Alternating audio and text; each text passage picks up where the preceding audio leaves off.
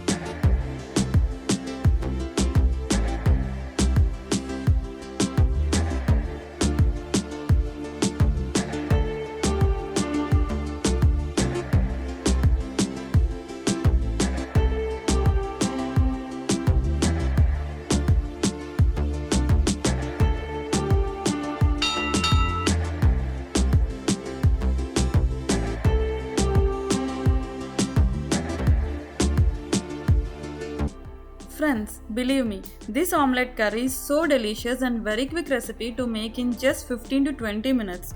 So do try this recipe and share your valuable feedback with me in the comment section below. And also, don't forget to like, share and subscribe Gruhinis World. Thanks for watching.